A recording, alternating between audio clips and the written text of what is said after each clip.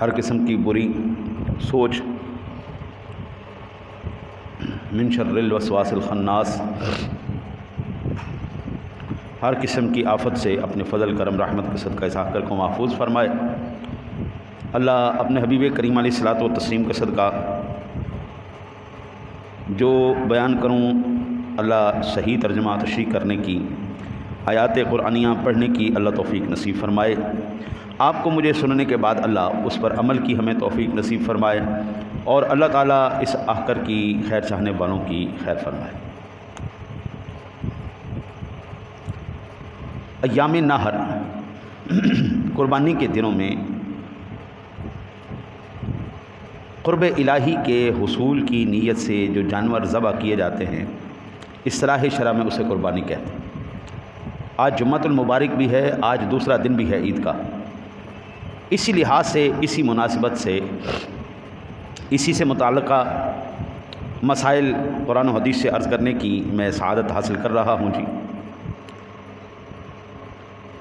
صدر الشریعہ بدر الطریقہ علامہ امجد علی اعظمی رحمۃ اللہ تعالی علیہ فرماتے ہیں کہ مخصوص جانور کو مخصوص دن میں بنیت تقرب ذبح کرنا قربانی ہے۔ کبھی اس جانور کو بھی اضحیہ اور قربانی کہتے ہیں، جو ذبح کیا جاتا ہے۔ اور قربانی میں نے کل بھی عرض کیا تھا، یہ سنت ہے حضرت ابراہیم علیہ نبینا علیہ الصلاۃ والسلام کی، جو امت محمدی صلی اللہ علیہ وسلم میں باقی رکھی گئی۔ میں نے قربانی کی تاریخ بھی بیان کی ہے، قربانی کب سے شروع ہوئی، کیسے ہوئی، یہ آپ میرا پچھلا بیان سماعت فرما سکتے ہیں عید کے پہلے دن کا۔ اس میں نے تفصیل سے عرض کر دیا تھا۔ آج یہ عرض کرنے کی سعادت حاصل کر رہا ہوں کہ قربانی کس پہ واجب ہے، اس کی مشروعیت کے بارے میں حکم کیا ہے۔ ہر صاحب نصاب پر قربانی واجب ہے۔ اللہ تعالیٰ نے جناب رسالت مآب صلی اللہ علیہ وسلم کو قربانی کا حکم دیتے ہوئے ارشاد فرمایا، فصلی لربک وانحر، تو اپنے رب کے لیے نماز پڑھ اور قربانی کر۔ تو یہ حکم وجوبی ہے۔ میرے آقا نبی اکرم صلی اللہ علیہ وسلم کے جد کریم حضرت اسماعیل علیہ نبینا علیہ الصلاۃ والسلام کی جان کے فدیے میں ذبیحہ دے کر لوگوں کے لیے اسے مقرر فرمایا۔ ارشاد ربانی ہے، وَفَدَيْنَاهُ بِذِبْحٍ عَظِيمٍ، ہم نے ایک بڑا ذبیحہ اس اسماعیل کے فدیے میں دے کر اسے بچا لیا۔ اللہ وحدہ لا شریک قربانی کا مقصد، اس کا اجر و ثواب، اس کی روح کو بیان فرماتے ہوئے سورۃ الحج 18واں پارہ ہے اور 37 نمبر آیا مبارکہ ہے۔ ارشاد باری تعالی ہے، لن ینال اللہ لحومها ولا دماؤها ولکن ینالہ التقوی منکم، اللہ کو ہرگز نہ ان کے گوشت پہنچتے ہیں اور نہ ان کے خون، ہاں تمہاری پرہیزگاری اس تک باریاب ہوتی ہے۔ یعنی اللہ کو راضی کرنے کے لیے ایک چیز درکار ہے جس کو اخلاص کہتے ہیں، جس کو تقوی کہتے ہیں۔ اگر تقوی ہے تو اللہ راضی ہے، اخلاص ہے اللہ راضی ہے، نیت صاف ہے اللہ راضی۔ اخلاص نہ ہو، تقوی نہ ہو، پرہیزگاری نہ ہو، باہیں جتنی مرضی مہنگی آپ قربانی لے آئیں، اس کی بارگاہ میں قابل قبول نہیں ہے۔ اللہ وحدہ لا شریک کی بارگاہ میں قربانی پیش کرنا نہایت ہی پسندیدہ امر ہے۔ عید الاضحیٰ کے ایام میں خالق کائنات کو قربانی سے زیادہ کوئی عمل محبوب نہیں ہے۔ ام المؤمنین حضرت سیدہ عائشہ صدیقہ طیبہ طاہرہ رضی اللہ تعالی عنہا سے روایت ہے کہ میرے آقا نبی اکرم صلی اللہ علیہ وسلم نے ارشاد فرمایا ما عمل آدمی من عمل یوم النحر احب الی اللہ من احراق الدم انه لیأتی یوم القیامت بقرونها واشعارها وازلافها وإن الدم ليقع من الله بمكان قبل أن يقع من الأرض فطيبوا بها نفسا قربانی کے دن اللہ تعالیٰ کی بارگاہ میں مسلمان کا کوئی عمل خون بہانے سے زیادہ پسندیدہ نہیں۔ قربانی کا جانور قیامت کے دن اپنے سینگوں، بالوں، کھروں کے ساتھ آئے گا اور اس کا خون زمین پر گرنے سے پہلے اللہ تعالیٰ کے ہاں مقام قبولیت حاصل کر لیتا ہے، لہذا خوش دلی کے ساتھ قربانی کرو۔ میرے آقا نبی اکرم صلی اللہ علیہ وسلم نے ان ایام کی عظمت کو بیان کرتے ہوئے فرمایا ان اعظم الایام عند اللہ یوم النحر، اللہ تعالیٰ کے ہاں سب سے عظیم دن قربانی کا دن ہے۔ یہ تینوں ایام سبحان اللہ، قربانی کے تینوں دن سبحان اللہ، ان کی شان اور عظمت کیا ہے۔ 10ویں کا دن سب سے زیادہ افضل اور سب سے اعلیٰ ہے۔ سامعین ذوی الاحترام، حضرت امام حسن بن علی روایت فرماتے ہیں نبی اکرم صلی اللہ علیہ وسلم نے فرمایا من ضحى طیبۃ بها نفسه محتسبا لأضحیۃ كانت له حجابا من النار، جس شخص نے خوش دلی کے ساتھ ثواب کی نیت رکھ کر قربانی کی، اس کے لیے قربانی جہنم سے رکاوٹ ہو جائے گی۔ حضرت ابن عباس رضی اللہ تعالی عنہ، یہ اللہ آپ کی خیر کرے، المعجم الکبیر کے اندر موجود ہے، 2736 نمبر پر روایت موجود ہے۔ حضرت ابن عباس رضی اللہ تعالی عنہ سے روایت ہے، میرے آقا نبی اکرم صلی اللہ علیہ وسلم نے ارشاد فرمایا ما انفقت الورق فی شیء احب الی اللہ من نحیر ينحر فی یوم عید، جو مال عید کے دن قربانی پر خرچ کیا گیا اس سے زیادہ کوئی مال پیارا نہیں۔ اب قربانی کی چند شرائط، قربانی کس پر واجب ہے یہ بھی سماعت فرمانا ہے۔ صاحب بہار شریعت حضور صدر الشریعہ بدر الطریقہ امجد علی اعظمی رحمۃ اللہ تعالی علیہ فرماتے ہیں کہ پہلی شرط، قربانی کے واجب ہونے کی پہلی شرط، بندہ مسلمان ہونا چاہیے۔ قربانی مسلمان کے اوپر واجب ہے، غیر مسلم کے اوپر پہلی شرط مسلمان۔ دوسرا، مقیم ہونا چاہیے، مسافر کے اوپر قربانی واجب نہیں ہے۔ صحابہ کرام علیہم رضوان کے بارے میں آپ کو پتہ چلے گا کہ ایام قربانی میں جو مہاجرین صحابہ تھے جب مکہ تشریف لائے تو انہوں نے قربانی نہیں کی۔ کیوں نہیں کی؟ بھئی وہ مسافر تھے اور مسافر کے اوپر قربانی واجب ہی نہیں۔ اس بات کو لے کر چند افراد، چند حضرات وہ علمی دھوکہ دینے کی کوشش کرتے ہیں، کہتے ہیں جی قربانی واجب نہیں ہے، قربانی واجب، کیونکہ یہ دیکھیں جی یہ فلاں فلاں صحابہ کرام ہیں، کتنے بڑے نام ہیں، قربانی کے دن تھے، یہ موجود تھے لیکن انہوں نے قربانی نہیں کی، تو اس میں کوئی پریشان ہونے کی بات ہی نہیں، مسافر کے اوپر قربانی واجب ہی نہیں۔ جب ایک بندے کے اوپر ایک چیز واجب ہی نہیں ہے تو اس کو ہم کیسے اس کی بات کو ہم کیسے دلیل بنا سکتے ہیں کہ دیکھو جی یہ آیا اس نے قربانی نہیں کی لہٰذا ہمارے لیے دلیل، ایسی دلیل تو نہیں چلے گی نہیں۔ پہلی کیا ہو گئی؟ اسلام۔ دوسری کیا ہو گئی؟ اقامت، یعنی وہ مقیم ہونا چاہیے، مسافر نہیں ہونا چاہیے، اپنے گھر میں موجود۔ تیسری ہے جی تمنگری، یعنی مالک کے نصاب ہونا۔ مالداری سے مراد وہی نصاب ہے جس سے صدقہ فطر واجب ہو جاتا ہے،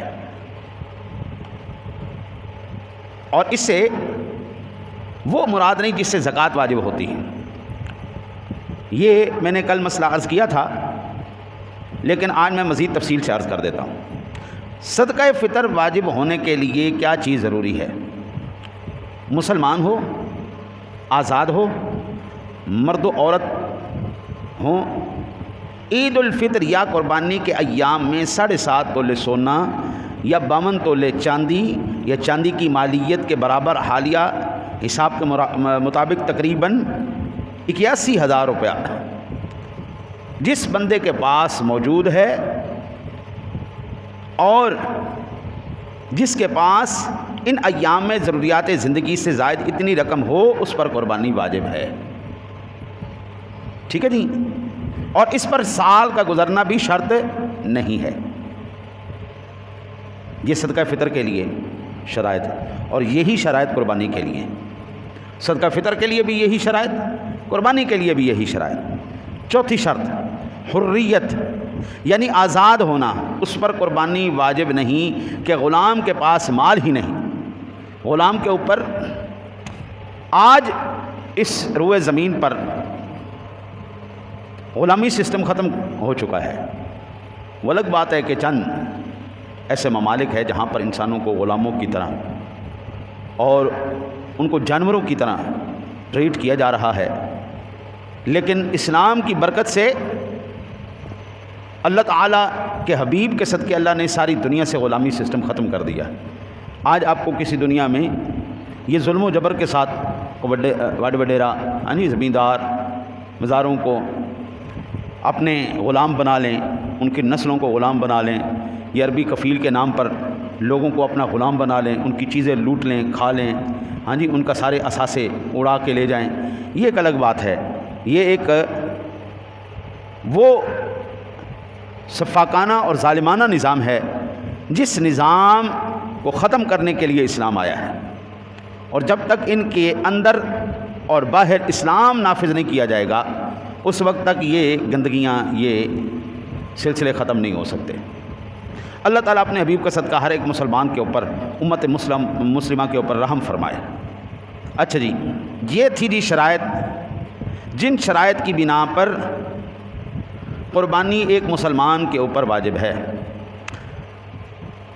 قربانی کے دن کتنے ہیں؟ موطا امام مالک کے اندر ایک روایت موجود ہے جی کہ قربانی کا وقت 3 دن تک، یعنی 10 ذی الحجہ کی صبح سے لے کے کل عید کی نماز پڑھنے کے بعد سے لے کر 12 ذی الحجہ کا سورج ڈوبنے تک ہے۔ آج 11 ہے، کل 12 ہے۔ کل عصر کے بعد مغرب سے پہلے پہلے اس کا وقت ہے، اس کے بعد اس کا وقت۔ حضرت نافع رحمۃ اللہ تعالیٰ علیہ سے روایت سیدنا ابن عمر رضی اللہ تعالیٰ عنہما نے فرمایا، الاضحیٰ یومانی بعد یوم الاضحیٰ، قربانی بقر عید کے بعد 2 دن تک ہے۔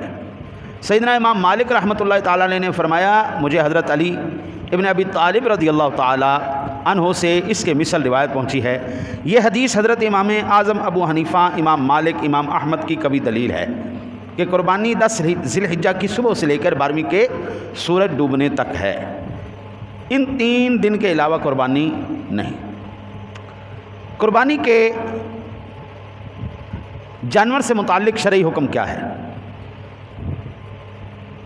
جانور اچھا ہونا چاہیے، خوبصورت ہونا چاہیے، بے عیب ہونا چاہیے۔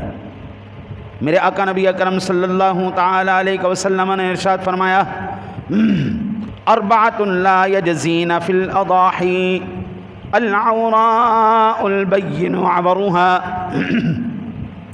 والمریضۃ البین مرضها، والعرجاء البین ضلعها، والکثیرۃ التی لا تنقی۔ 4 قسم کے جانوروں کی قربانی جائز ہے نہیں ہے۔ پہلا، حضور نبی اکرم صلی اللہ علیہ وسلم نے فرمایا، وہ کانا جانور جس کا کانا پن معلوم ہو۔ یاد رکھیے، جس وقت جانور لینے جانا ہے یہ چیزیں ضرور چیک کرنی ہیں۔ وہ جانور جس جانور کا کانا پن ظاہر ہو، اگر تو آپ ایسے وپاری سے، ایسے دکاندار سے، ایسی جگہ سے لے رہے ہیں جانور کہ لانے کے بعد آپ اس کے عیب اگر آپ کو معلوم ہو تو وہ واپس کر لیں گے، پھر گھر آ کے چیک کر لیں۔ آپ کو پتہ ہے یہ میرا جاننے والا ہے، اس سے میں جانور لے کے جا رہا ہوں، اور اگر گھر میں جا کے میں اس کو تسلی سے بٹھاؤں گا، اٹھاؤں گا، کھلاؤں گا، پلاؤں گا، مجھے پتہ چل جائے گا اس کے اندر کیا عیب ہے، تو وہ واپس کر لے گا۔ اگر تو ایسا ہے تو پھر گھر لا کے تسلی سے چیک کریں، تھوڑے تھوڑے فاصلے پر اس کا چارہ رکھ کے دیکھ لیں۔ ہاں جی، ایک سائڈ سے چارہ دکھا کے دیکھیں، ایک دوسری سائڈ سے دکھا کے دیکھیں، تھوڑا چلا کے دیکھیں، جسم کے اوپر ہاتھ پھیر کے دیکھیں، اس کے سینگوں کو ہلا کے دیکھیں۔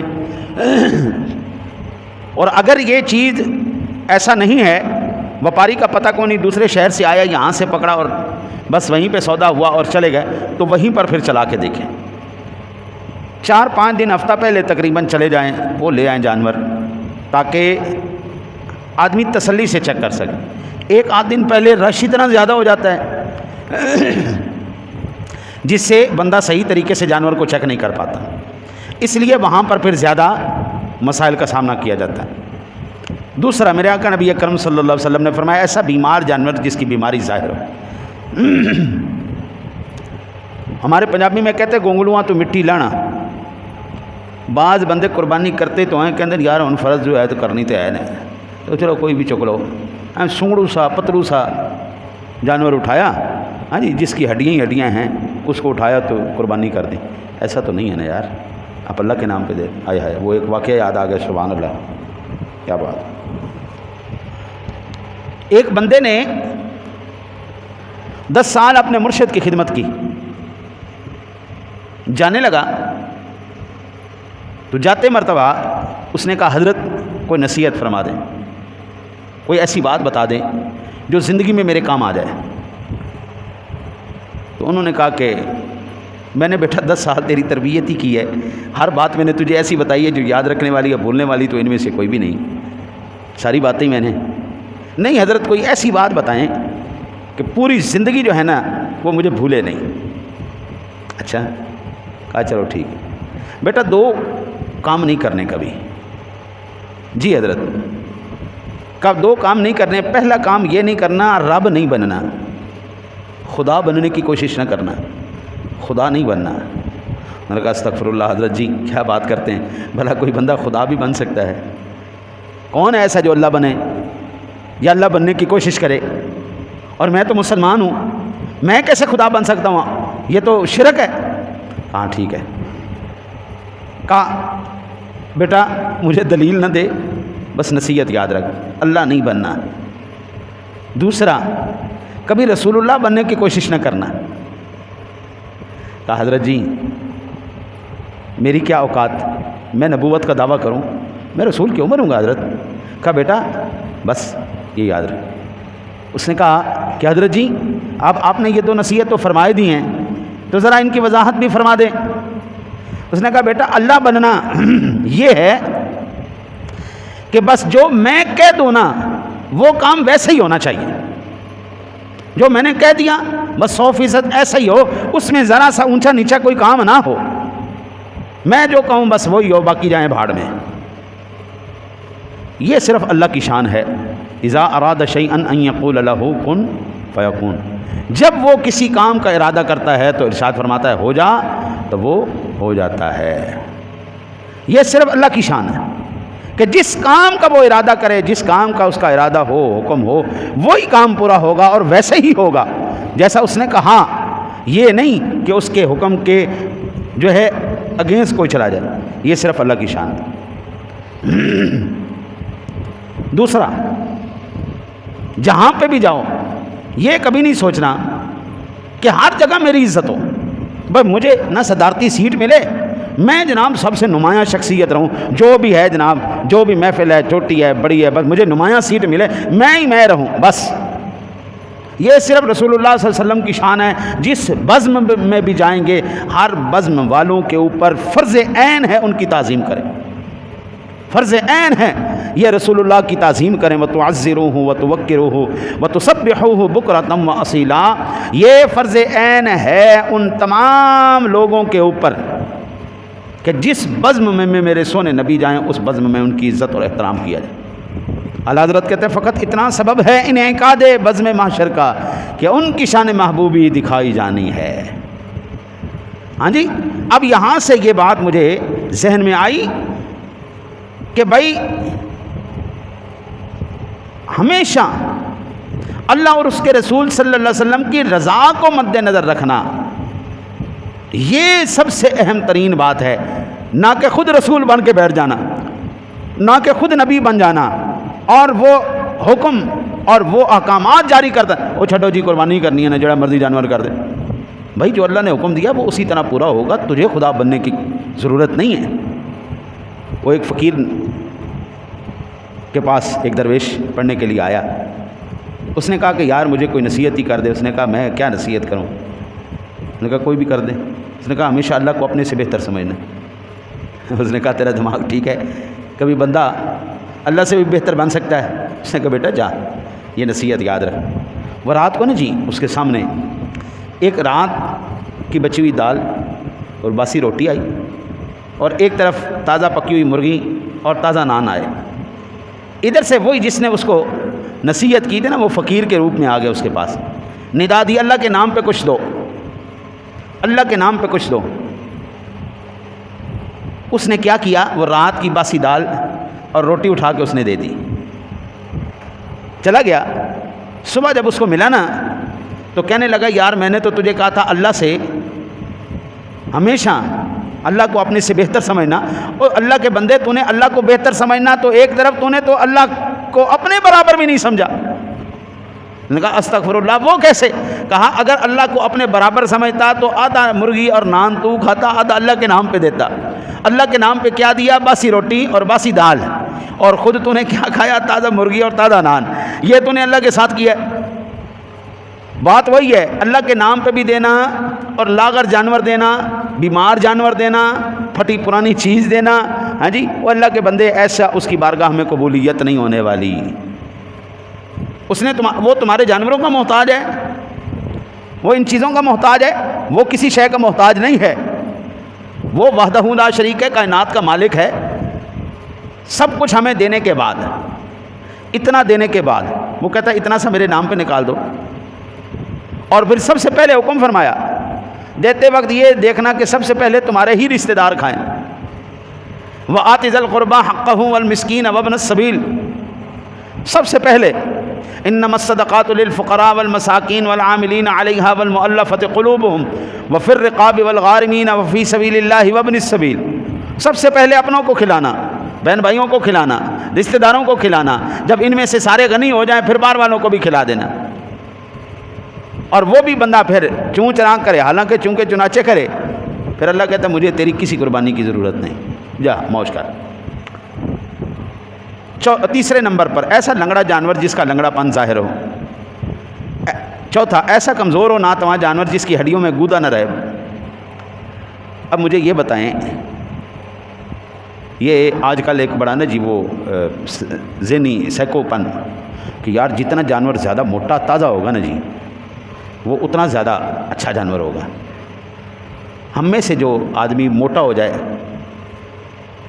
کیا وہ بیچارہ صحیح چل پھر کے اپنے کام کر سکتا ہے؟ موٹا آدمی بیمار آدمی ہوتا ہے. یہ جو مرغیوں کی فیڈیں آئی ہیں نا، مرغیوں کی فیڈیں، ان کا بڑا کمال ہے. یہ کھلاتے جانور کو اور جانور پھولتا پھولتا پھولتا کہیں پہنچ جاتا ہے. یہ مرغی 40 دن کے اندر تیار ہو جاتی ہے. 40 دن میں پوری مرغی تیار. یہ فیڈ کا یہ کمال، پھلا پھلا کے کہیں چلی جائے. آپ ایک دیسی چوچا پالیں اور ایک یہ پالیں. اس دیسی چوچے کو آپ اپنے گھر کی فیڈ کھلائیں، دانہ دن کا اس کو وہ کھلائیں، ادھر سے اس کو فیڈ کھلائیں، آپ کو پتہ لگ جائے گا 40 دن بعد وہ پوری مرغی وہ چوچے کا چوچا ہی ہے. یہ چیزیں کھلا کے بڑا موٹا موٹا جانور تو کر دیتے ہیں اور بڑے خوشی محسوس کر رہے تھے، واہ جی واہ کمال کر دیا، اتنا موٹا تازہ جانور اس نے کر دی. لیکن وہ موٹا تازہ نہیں، وہ بیماریاں ہیں. جتنا آدمی موٹا ہوتا چلا جاتا ہے اٹھ کے پانی پینے سے بھی آوازار ہو جاتا ہے، چلنے پھرنے سے آوازار ہو جاتا ہے. جتنا صحیح نارمل ایک انسان ہر چیز اس کی بالکل مناسب ہے وہ صحت مند ہے. صحت مند جانور کرنا یہ افضل ہے نہ کہ موٹا جانور کرنا. موٹا جانور کہیں پہ بھی افضل نہیں ہے، صحت مند جانور کرنا افضل ہے. بیمار جانور جو بالکل بیچارہ، یہ جتنے بھی ہوتے ہیں نا جی باڈی بلڈر لوگ، یہ بیچارے ٹیکے لگا لگا کے موٹے ہو چکے ہیں، وہ اپنے بنا لیتے ہیں لیکن ان کے اندر جان جون کوئی نہیں ہوتی. ٹیکے لگا لگا کے وہ یہ مرغیوں کو فیڈ کھلاتے ہیں، وہ پروٹین کھا کھا کے مصنوعی چیزیں کھا کھا کے انہیں موٹے پھول جاتے ہیں. ہاں جی، اپنے مسل بنا لیتے ہیں لیکن اندر ان کے جان کوئی نہیں ہوتی. ایک نارمل سا آدمی بھی ان کو کٹ پھاڑ کے جو ہے جی وہ سبق سکھا سکتا ہے. لہذا صحت مند ہونا اور چیز ہے، موٹاپا ایک الگ چیز ہے. موٹاپا کبھی صحت نہیں کہلائے گا، موٹاپا بیماری ہے. صحت مند ہونا اور چیز ہے. تو اللہ کی بارگاہ میں صحت مند جانور کرنا یہ جو ہے وہ مقصود ہے. دوسرا، قربانی واجب ہونے کا سبب وقت ہے. جب وقت آیا، شرائط وجود پائی گئیں، قربانی واجب ہو گئی. ٹھیک ہے جی. ایک کل کا دن تھا، ایک آج کا دن ہے اور ایک کل کا دن. اگر ان 3 ایام میں آپ لوگوں کے پاس آپ کی ضروریات زندگی سے تقریباً 1 لاکھ روپیہ زائد آ جائے تو آپ کے اوپر قربانی واجب ہے. کم از کم 1 لاکھ روپیہ زیادہ ہو گیا تو آپ کے اوپر قربانی واجب ہے. دوسرا، مالک نصاب نے قربانی کے لیے بکری خریدی تھی، گم ہو گئی، اس شخص کا مال نصاب سے کم ہو گیا، اب قربانی کا دن آیا تو اس پر ضروری لازم نہیں کہ دوسرا جانور خرید کر قربانی کرے. اگر وہ بکری قربانی ہی کے دن میں مل گئی اور یہ شخص اب بھی مالک نصاب نہیں تو اس پر اس بکری کی قربانی واجب نہیں ہے. ظاہری بات ہے جب 1 لاکھ روپے میں سے آپ کو جانور لے کے آئیں گے، ہاں جی، یا حصہ ڈالیں گے تو پھر وہ نصاب کے پاس تو پیسے نہ پہنچے. جانور آ گیا پھر گم ہو گیا، یہ چوری ہو گیا تو اب پیسے بھی نہیں رہے، جانور بھی چلا گیا، قربانی ساقط ہو گئی. وہ دوبارہ مل جائے، اب چونکہ دوبارہ جانور مل گیا ہے لیکن اب صاحب نصاب نہیں رہا، پیسے تو خرچ کر چکا ہے، مال نہیں رہا اس کے پاس، اب قربانی اس کے پر واجب نہیں. عورت کا مہر شوہر کے ذمے باقی ہے اور شوہر مالدار ہے تو اس مہر کی وجہ سے عورت کو مالک نصاب نہیں مانا جائے گا، اگرچہ مہر معجل ہو. اور اگر عورت کے پاس اس کے سوا بقدر نصاب مال نہیں ہے تو عورت پر قربانی واجب نہیں ہوگی. حق مہر ہے جی اتنا کہ وہ نصاب کے پر پہنچ جاتا ہے، وہ عورت کا شوہر کے ذمے ہے، نصاب کو بھی پہنچ رہا ہے. اب دیکھیں نا جی، یہ ایک الگ مسائل ہیں، یہ آپ کبھی بیٹھ کے پڑھیے گا، یہ سن لیجئے گا. حق مہر جو ہے نا جی، حق مہر یہ اور طلاق، یہ 2 مسائل لازمی پڑھو نکاح کرنے سے پہلے، شادی کرنے سے پہلے. جن لوگوں نے نہیں پڑھی شادی کر لی وہ اب پڑھ لیں، یہ بڑے اہم ترین مسائل ہیں. آپ پڑھ لیں گے تو زندگی سکون سے گزر جائے گی، آئندہ کے لیے دوسروں کے لیے بھی رہنمائی کا سبب بنیں گے. وہ جہاں پہ بھی شادی نکاح پڑھانے جائیں شرعی حق مہر لکھو جی، شرعی حق مہر لکھو. اللہ کے بندے تجھے پتہ ہے شرعی حق مہر کیا ہے؟ اب نبی اکرم صلی اللہ علیہ وسلم کی ذات گرامی نے 120 اونٹنیاں بھی دی ہیں حق مہر میں، دے تو بھی 120 اونٹنیاں دے گیا بندے. اور نہیں جی نہیں جی یہ شرعی حق مہر نہیں. واہ بھائی واہ، تجھے کیا پتہ ہے؟ او بابا حیثیت کے اوپر ہے، جس نے ایک آدمی ارب پتی آدمی ہے اسے کو 500 روپے لکھ، یہ حق مہر ہے. ایک آدمی مزدور ہے اس کو 10 لاکھ روپے لکھو، یہ حق مہر ہے. یہ کون سی شریعت آ گئی؟ اور بھائی ہر ایک کے حیثیت کے اوپر، اس کی حیثیت کے اوپر حق مہر مقرر کیا جائے گا. اور فیصلہ کر رہے ہوتے ہیں بڑے. نبی اکرم صلی اللہ علیہ وسلم نے خاتون جنت سے پوچھا کیا حق مہر لوگی؟ یہ خالصتاً عورت کا فیصلہ ہے، وہ کیا کہتی ہے جو وہ کہے گی. حضرت سیدنا عمر فاروق اعظم ممبر پر کھڑے ہوئے تو آپ نے بڑے بڑے حق مہر کے خلاف بیان فرمایا، یار یہ بڑے بڑے حق مہر نہیں لکھنے چاہیے. ایک عورت کھڑی ہو گئی کہنے لگی، عمر اللہ ہمیں دیتا ہے تو ہم سے روکتا ہے، اللہ ہمیں دیتا ہے اور تو ہم سے روکتا ہے.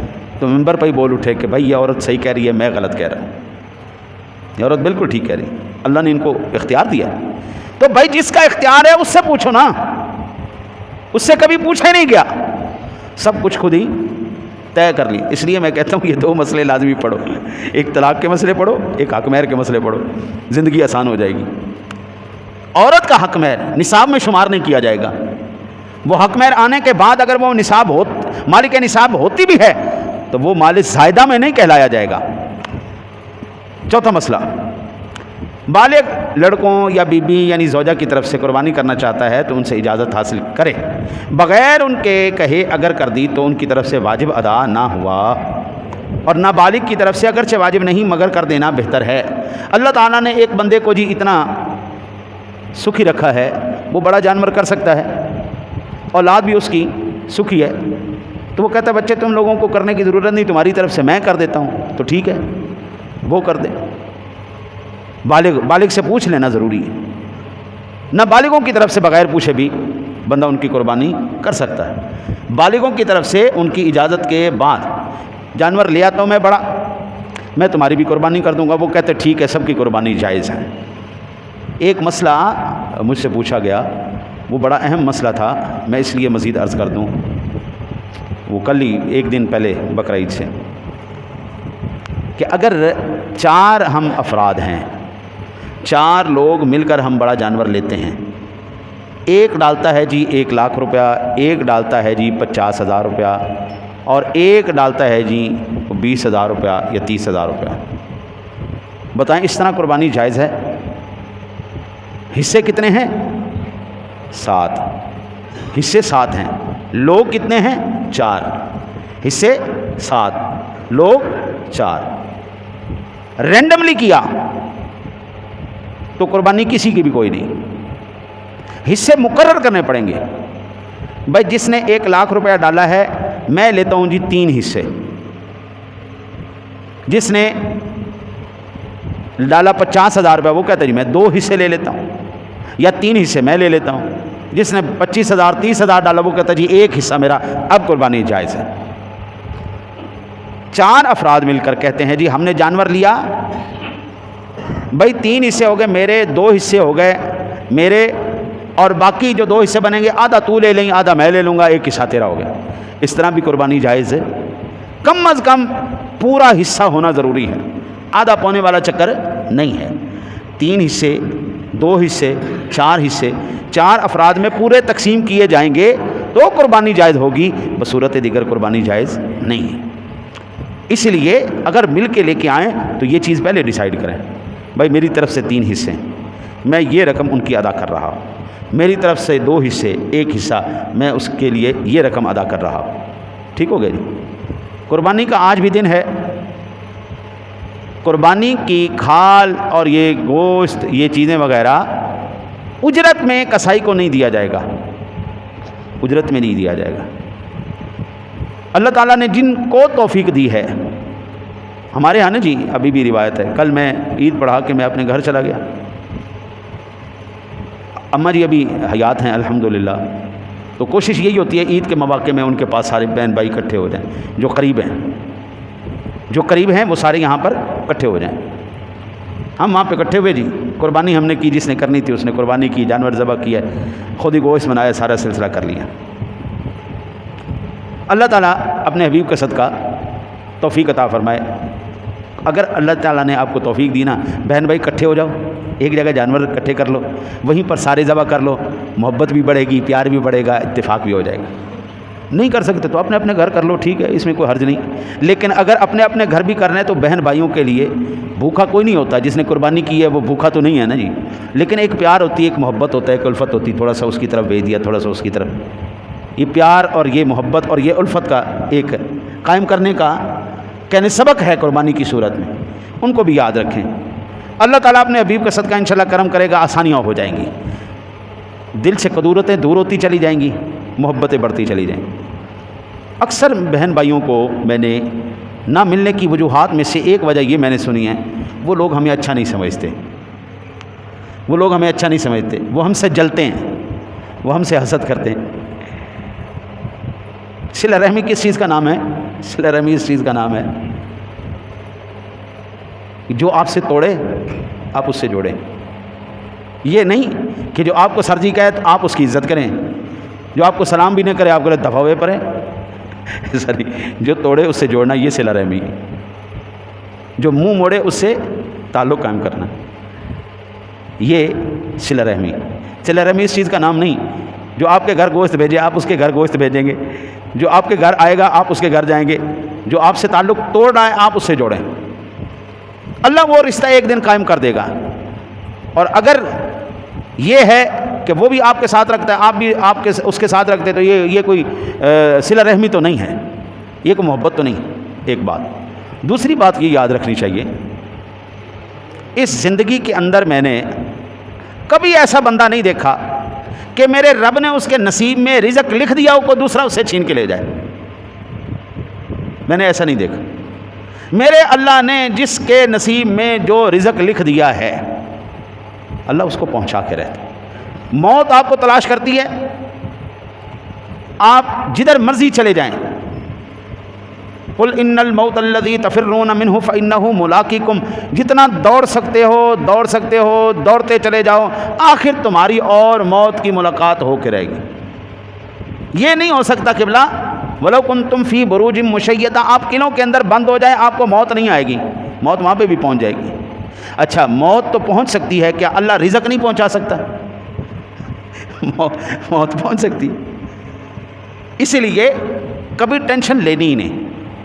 جو تیرے نصیب میں رزق ہے، بابو دیکھ مزدور آدمی صبح سے لے کے شام تک محنت کرتا ہے، صبح سے لے کے شام تک محنت کرتا ہے، پھر بھی وہ اپنے رات کو واپسی پر اپنے لیے، اپنے بچوں کے لیے اتنا رزق بھی اکٹھا نہیں کر سکتا کہ پیٹ بھر کے وہ روٹی کو کھا سکے، گزارے لائق کام چلا لیتا ہے۔ امیروں کے بچے 1 گھنٹہ تو کیا 5 منٹ بھی دھوپ کے اندر کھڑے ہو کے کام نہیں کرتے، لیکن رات کو ان کے ہاتھ میں آئی فون ہوتا ہے، پیزا ان کے سامنے ہوتا ہے، لاکھوں روپے کی، ہزاروں روپے کی ڈشیں ان کے سامنے ہیں۔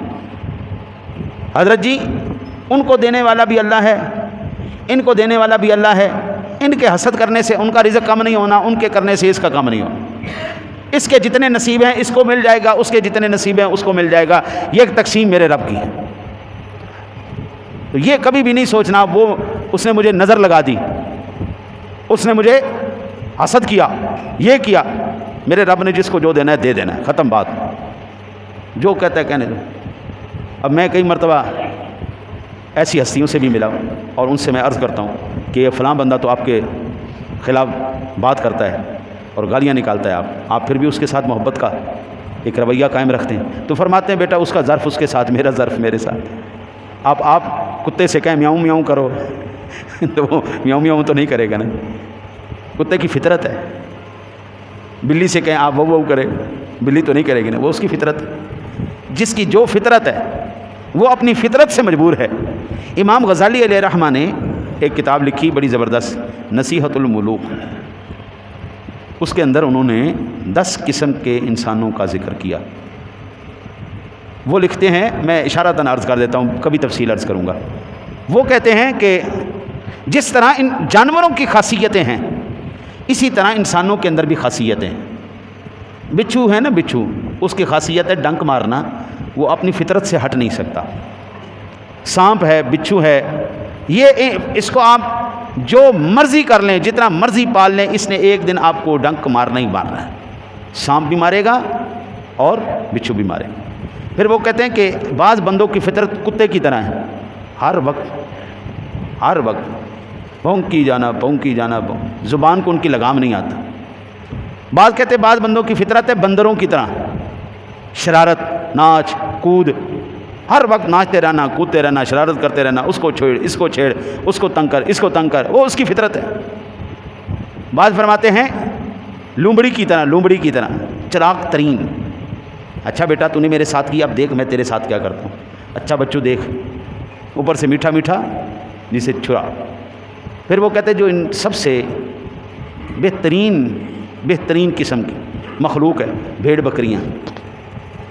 وہ کہتے ہیں کہ بھیڑ بکریاں سب سے کمال کی مخلوق۔ بھیڑ بکری کو آپ ایک ٹائم کا کھانا نہ بھی ڈالیں اس نے احتجاج نہیں کرنا، اس نے دودھ پھر بھی دے دینا ہے۔ آپ کھانا ڈالیں گے تب بھی وہ آپ کی وفادار ہے، آپ کھانا نہیں ڈالیں گے تب بھی وہ آپ کی وفادار ہے۔ وہ اپنے مالک کو بھونکے گی نہیں، کاٹے گی نہیں، مرے گی نہیں۔ تو کہتے ہیں یہ سب سے بہترین مخلوق ہے کہ اس کے ساتھ جو مرضی کیا جائے وہ اس کی پرواہ نہیں کرتی، اس کی فطرت ہے لوگوں کے ساتھ اچھائی کرنا، وہ اچھائی کرتے۔ اس لیے بزرگ فرماتے تھے ان کی فطرت ان کے ساتھ، ہماری فطرت ہمارے ساتھ۔ آخری بات سماعت فرمائے مولانا احمد علی لاہوری، یہ نیلے گنبد میں نا جی وہ رہے ہیں، کہتے ہیں کہ میں انارکلی بازار کے اندر، یہ پاکستان بننے سے پہلے کی بات ہے، انارکلی بازار کے اندر خطیب تھا، نیلے گنبد والی مسجد میں۔ تو کہتے ہیں ہمارے بازار میں نا، انارکلی بازار میں ایک مست آ گیا وہ کپڑے اتار کے ننگا گھومتا پھرتا تھا۔ بڑے لوگوں نے اس کو کپڑے پہنائے، وہ پھر اتار دیتا، پھر پہنائے پھر اتار دے، پھر پہنائے مولانا سے کہا کہ آپ اللہ والے ہیں، آپ اس کو سمجھائیں، کوئی حیا کریں، ماؤں بہنوں نے گزرنا ہوتا ہے، یہ ننگا یہاں پہ بھاگا پھر رہا ہوتا ہے، یہ کوئی انسانیت تو نہیں۔ تو مولانا احمد لاہوری لکھتے ہیں اپنی سوانح حیات میں خود، کہتے ہیں کہ میں جب انارکلی بازار میں گیا تھا، وہ ملنگ سامنے سے آ رہا تھا، آتے ہی نا جی اس نے ایسے میری آنکھوں کے آگے ہاتھ پھیرا۔ تو کہتے ہیں میں ایک مرتبہ بالکل نا جی حیران ہو گیا، اچھا بالکل تعجب میں پڑ گیا، بڑی کیفیت عجیب ہو گئی میری۔ ایک لمحہ پہلے اس بازار میں مجھے انسان چلتے ہوئے نظر آ رہے تھے، اب جیسے ہی میری آنکھوں کے آگے سے ہاتھ پھیرا ہے، مجھے انسان نہیں، مجھے جانور نظر آ رہے ہیں، کوئی سور ہے، کوئی بندر ہے، کوئی ریچھ ہے، کوئی کتا ہے۔ کہتے ہیں میں ایک دفعہ میرا نا جی روح کانپ اٹھے۔ یہ دیوبند کے بہت بڑے عالم دین ہیں مولانا احمد لاہوری، آپ ان کا نام پوچھیں ان سے، علمی مکتبہ فکر میں ان کا ایک مقام ہے۔ تو وہ ملنگ کہنے لگا مجھے اب یہ بتا ان جانوروں سے میں پردہ کروں؟ کہتے یہ آپ نہ سوچیں مجھے کبھی انسان نظر آئے تو میں پردہ نہیں کرتا، انسان نظر آئے تو میں پردہ کرتا ہوں، ان جانوروں سے میں کیا پردہ کروں؟ حضرت جی اگر اللہ تعالیٰ نے یہ وعدہ نہ کیا ہوتا قرآن میں، ما کان اللہ لیعذبہم وانت فیہم، محبوب میں کیسے ان کے اوپر عذاب نازل کر دوں جبکہ آپ ان کے اندر موجود ہیں؟ ہم کہتے ہیں ہمارا نبی زندہ ہے، اس کی سب سے بڑی دلیل یہ ہے ہماری شکلیں تبدیل نہیں ہوئیں۔ ممبر رسول کی قسم ہے، مسجد میں ہم بیٹھے ہوئے ہیں، ذرا اپنے گریبانوں میں جھانک کے دیکھو ہماری اندرونی صورتحال کیا ہو چکی، بہن بھائیوں کے ساتھ ہمارا سلوک کیا ہے، رشتہ داروں کے ساتھ ہمارا سلوک کیا ہے، معاشرے کے ساتھ ہمارا سلوک کیا ہے، چھوٹے سے لے کے بڑے تک کا اس وقت مقصود کیا ہے۔ حضرت ہر ایک بندہ ریڑھی والے سے لے کر مل والے تک، ہر ایک بندہ پنچر لگانے کے چکر میں ہے، ہر ایک بندہ دھوکہ دینے کے چکر میں ہے۔ صرف یہ میرے مصطفیٰ کریم کے چہرہ انور کا صدقہ ہے ہماری شکلیں نہیں بدلی، ورنہ 100 سال پہلے اگر وہ جانور بن چکے تھے آج تو ہم فزیکلی جانور بن چکے ہیں۔ آج صرف اور صرف یہ دعائیں دو میرے سونے نبی کو، یہ ان کی دامن رحمت کا صدقہ ہے، ہماری شکلیں بھی قائم ہیں۔ ورنہ اللہ اگر بنی اسرائیل کو بندر بنا سکتا ہے، سور بنا سکتا ہے، تو ہم کوئی بکری چیز ہیں؟ ہم نہیں اس کی مخلوق، وہ بھی اس کی مخلوق تھی، ہم بھی اس کی مخلوق ہیں، وہ بھی اس کے پیدا کیے ہوئے بندے تھے، ہم بھی اسی کے پیدا کیے ہوئے بندے۔ آج شکلیں ہماری اگرچہ محفوظ ہوں، ہماری ویسے کی ویسے ہیں، لیکن بابو اندر سے ہم جانور بن چکے ہیں۔ اور یہ جانور تبھی مرے گا جب دامن مصطفیٰ کریم صلی اللہ علیہ وسلم سے وابستگی ہوگی۔ اللہ سے دعا ہے اللہ آپ کو مجھے حضور کی سچی نسبت نصیب فرمائے۔